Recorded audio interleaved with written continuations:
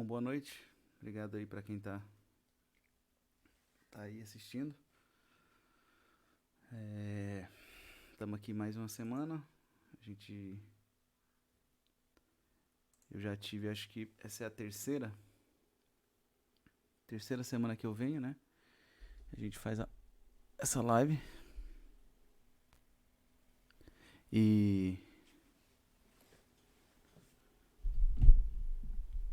bom, essa semana eu até comentei num post que eu fiz que eu queria de certa forma divulgar e, e trocar ideias sobre o grupo de estudo que eu tô querendo formar, né? Uma aula em grupo com encontros semanais. É, de certa forma voltado para flauta popular, mas não necessariamente tem que ser. Se você não for flautista, você pode participar também, porque o assunto, digamos, vai girar em torno de improvisação. Então é um assunto que não necessariamente, na verdade, não é um assunto de um instrumento isso, né? É um assunto geral que depende mais da vontade do, do músico. Eu tenho um cronograma para esse curso. Eu imagino que deva durar aí uns 4 meses, com encontros semanais, né? Toda semana um encontro, tratando de diversos assuntos. Entre eles, os assuntos que eu acho extremamente relevantes e fundamentais para a improvisação: intervalo, arpejo, no caso de arpejo tríade, tétrade, uma coisa mais voltada para o instrumento mesmo, no caso articulação, que é um assunto assim que eu quase não vejo sendo falado quando se trata de improvisação, quase não se fala de articulação, né? E eu, como flautista, tenho, assim, ouvido muita gente tocando, e o que mais me chama a atenção, tanto para algo positivo quanto negativo, é a questão do intervalo. Se o cara tem domínio ou não, é um diferencial muito grande. Não só ter o domínio, né, mas ter o conhecimento de como usar, né, como é que se aplica. E no caso da música popular, mesmo não tendo uma escola muito bem definida, tão quanto a escola erudita, que já tem um segmento, assim, digamos que um método, né, para isso, mas na música popular tem também. E é importante ter conhecimento desse aspecto da improvisação, porque pessoalmente foi algo que, quando eu tive ciência de que isso existia, isso realmente foi um potencializador, assim, de todas as minhas ideias. Eu clareei muito o meu discurso enquanto improvisador, melhorando minha articulação. Porque isso é uma questão, acho que é uma equação lógica que, bom, se você tem mais clareza no que você toca e como você toca, vai ser mais bem entendido, né? Então, eu me lembro que eu era muito preocupado com abordagem harmônica. Bom, qual nota eu posso usar em qual acorde, qual escala para qual acorde, não sei o que. Conseguia colocar todas as escalas em todos os lugares, mas não tinha direção, assim, não tinha clareza, não era claro. Harmonicamente eu até estava desenvolvendo uma linha de raciocínio interessante, mas zero clareza. E isso é algo que é ruim, né? Então, às vezes, você pega músicos. Pra quem entrou desde o começo, eu tava me organizando aqui, eu deixei tocando um álbum que eu tô ouvindo essa semana, que é do Sam Most. Não sei se vocês conhecem o Sam Most, espero que sim. Que é um flautista, inclusive ele é bem contestado assim no meio dos flautistas por ter um som um pouco vazado, assim, não ter um som tão bonito, né? Mas com relação a swing, a time e a articulação, ele é o mestre. E aí o que eu ia usar como exemplo é que às vezes um cara como o Sam Most, ele vai se valer até de menos material harmônico, mas vai ter um resultado muito mais objetivo, é muito mais musical, é mais entendido. E o que, claro, tem outras coisas, a cabeça do cara conta muito, mas uma das principais características que faz ter essa diferença é a articulação. E é o que eu não vejo a gente no meio da música popular se atentar tanto a isso, tá? Então, o Samuels realmente é um cara aí a ser ouvido e ele tem essa qualidade aí, né? Beleza? Bom, vou esperar mais um pouco, acho que não. Eu vou tocar um tema aqui. Bom, eu vou tocar um tema do Joy Henderson. Tira esse reverb aqui, por enquanto. Um tema do Joy Henderson que chama Black Narcissus. O Joy Henderson é um saxofonista, mas dentro dessa coisa da articulação é um cara também muito a ser ouvido. Deixar o nome dele aqui também. Porque essa é outra questão, a gente tem que escutar não só flauta, né? Nessa questão da articulação na música popular, muito do que se consolidou como a articulação da música popular vem dos saxofonistas e trompetistas, certo? Então não necessariamente a gente vai ouvir só flautista. E uma grande influência para mim como improvisador que eu tenho é o Joy Henderson, com certeza. Vamos lá. 1, 2, 3, 1, 2, 3.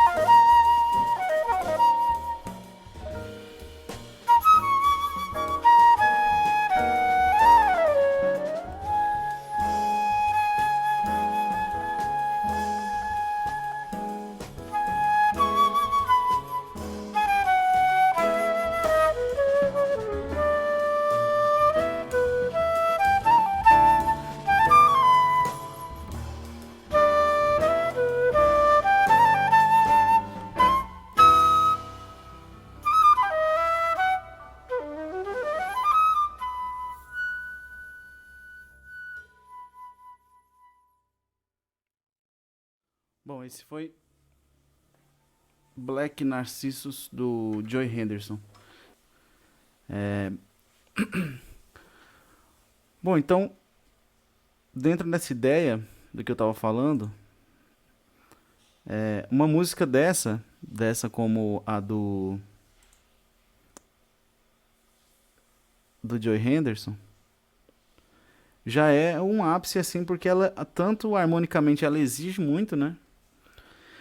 Mas toda a evolução harmônica que foi acontecendo não deixou de lado essa questão que a gente estava falando da articulação.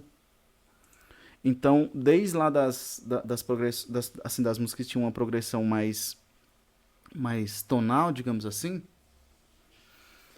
onde solidificou a questão da linguagem, você pega aí caras como Ben Webster, Lester Young, que são caras assim dos primórdios, né, que tem registrado, digamos assim.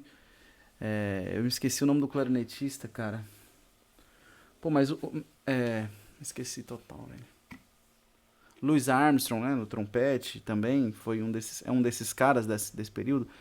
E aí a gente pode colocar também as divas do jazz, como Billie Holiday, Ella Fitzgerald. Essa galera foram os que solidificaram a questão da linguagem.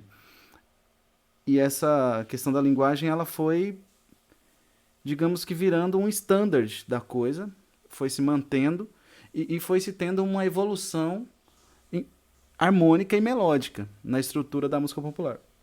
E claro, como foi para outros países, vai assimilando a harmonia, o sotaque também dos outros países. Mas em questão de linguagem, é bem parecido ainda.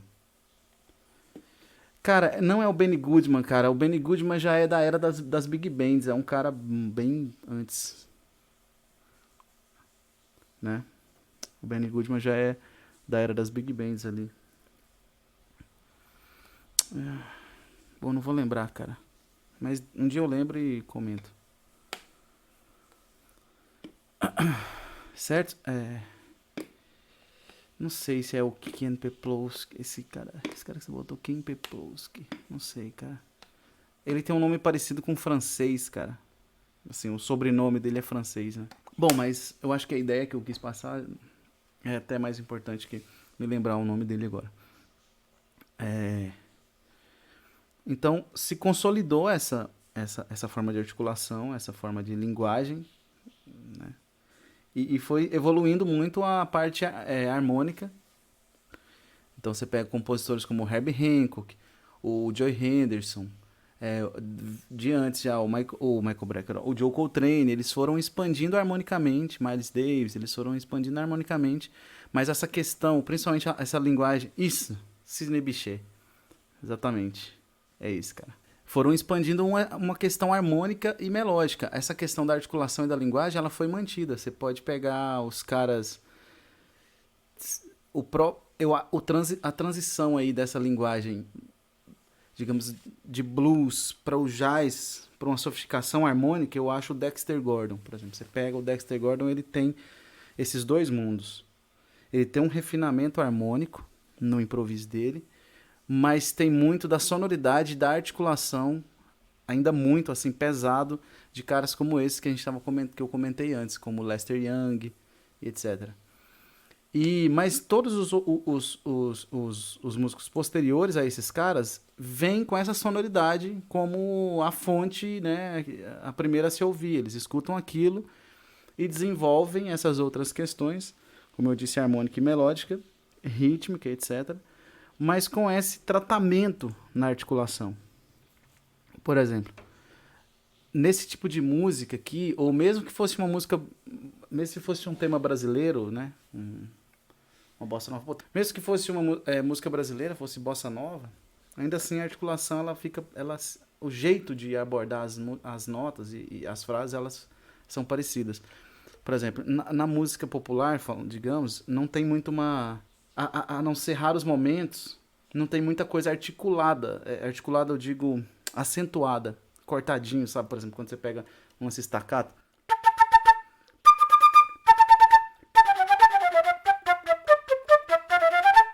Pô, você não toca assim, cara.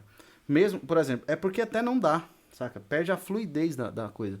Você pega temas mais rápidos. Pô, eu vou lembrar de algum. Ah, vou tentar lembrar aqui de um brasileiro que a gente tá falando, né? Sei lá, do Espinha de Bacalhau. Pô, se eu vou tocar.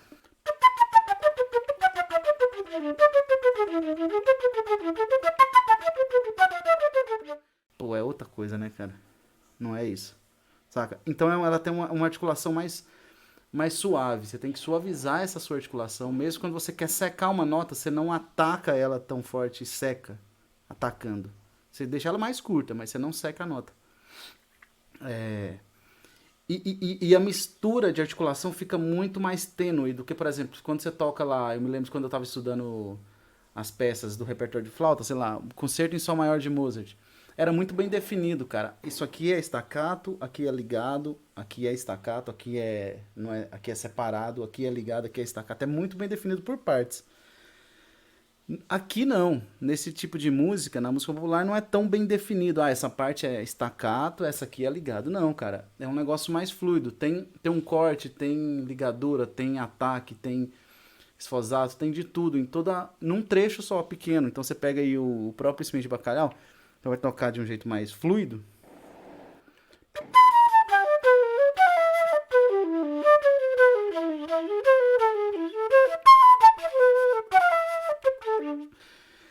Teve ligado, teve staccato, teve corte, teve ataque, né? A primeira nota já foi quase que fantasma.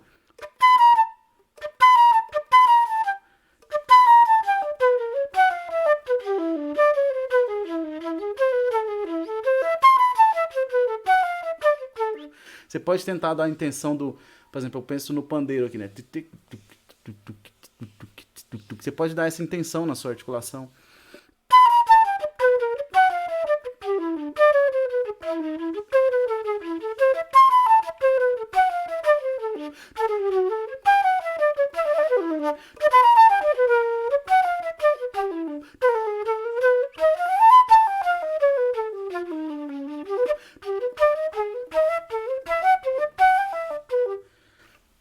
Então é uma coisa bem mais fluida, cara. Você não pode cortar tanto, nem, sabe? Se eu tocar ligado também, eu vou perder toda a movimentação, todo o swing da música, se eu tocar tudo ligado.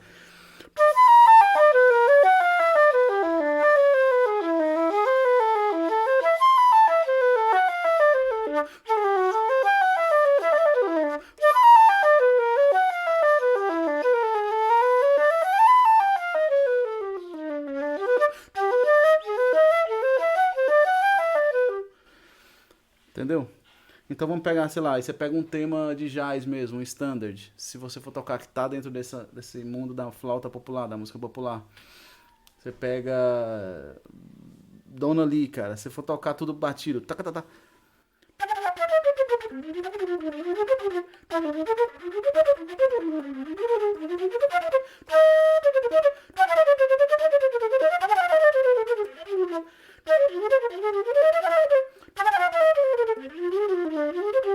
Porra, eu nem consigo pensar isso aqui. Fica muito, além de ficar muito feio, fica muito esquisito.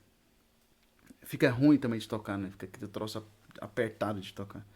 E aí se você já faz essa jogada de deixar um pouco mais suave a articulação, e alguma se articula, outra nem tanto, uma se liga, outra não liga, e tudo isso é muito, claro, a gente vai elaborar formas de estudo em que você vai estar aplicando desse jeito dentro do seu cotidiano de estudo, né? Mas, por exemplo, se você toca mais assim, esse tema já flui mais, né?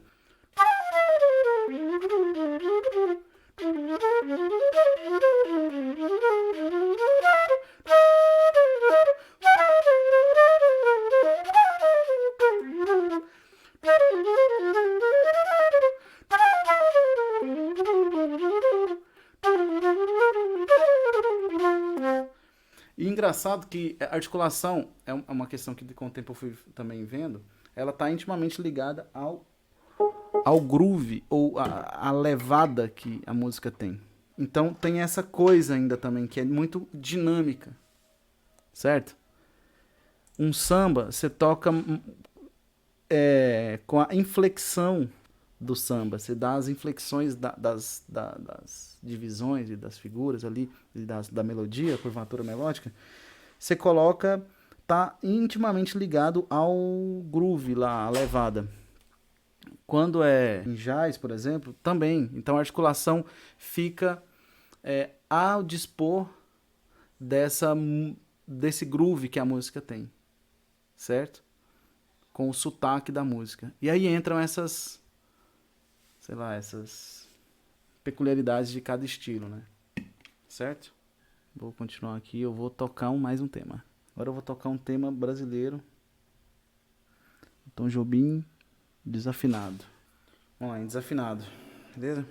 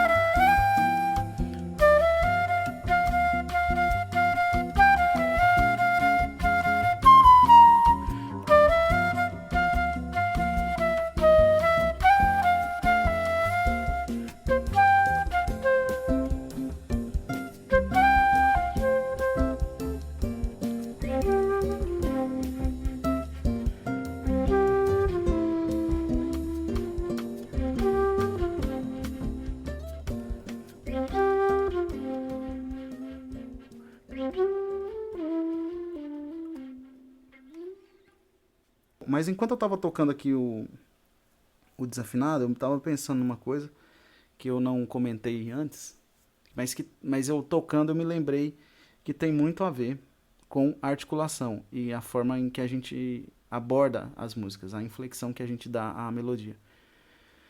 É, que é a questão, eu citei algumas cantoras, né, de jazz, mas claro, a gente tem as nossas cantoras também, e os cantores, obviamente.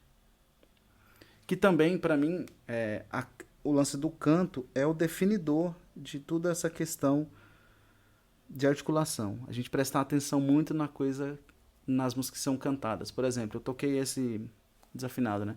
Eu poderia ler a partitura, eu não botei, só botei a harmona, mas eu poderia ler a partitura assim, como um instrumentista, né? Se eu fosse um instrumentista lendo a partitura de desafinado, eu poderia tocar ela assim. Pô, legal. Tem uma pegadinha samba, né?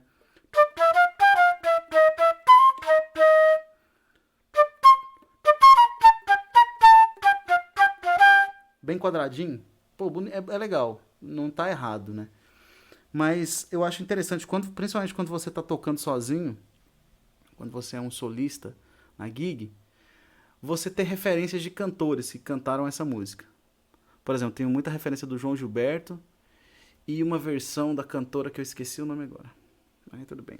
Mas vamos lá, o João Gilberto já é uma referência que eu acho que é unânime, né? Todo mundo conhece. Então, você tentar realmente ouvir a letra cantada na sua cabeça daquilo e tocar como se você estivesse cantando a música mesmo. Porque tem coisas de interpretação que vêm naturalmente. Por exemplo, esse glissando saiu agora, na próxima talvez não saia. Mas é uma coisa da aproximação. Você está tentando aproximar o que você está tocando melodicamente ao que foi cantado. Mesmo que você toque um tema que não tenha letra, ele pode ser cantado, né? Então, assim, é uma coisa a se desenvolver na gente, que é músico instrumentista, que é essa relação com o canto. Isso aproxima muito, ajuda muito, deixar a coisa mais musical e, e ter essa variação é, de articulação, naturalmente. Porque para falar, por exemplo, a gente não fala tudo e está cada sílaba, né? A gente não fica. Então já é natural pra gente usar vários. Pô, nossa língua tá botando pra quebrar aqui quando a gente fala, né?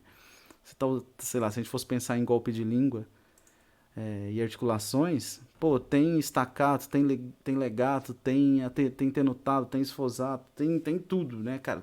Você tá batendo a língua pra todo lado. Então eu vejo muito essa relação. Então enquanto eu tava tocando, eu me lembrei disso.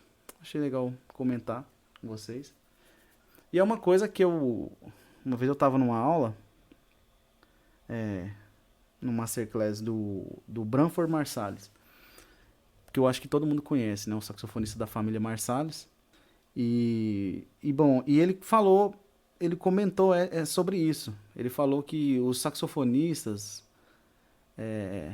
os clarinetistas da época, os trompetistas da época do início ali da era do blues mesmo, né?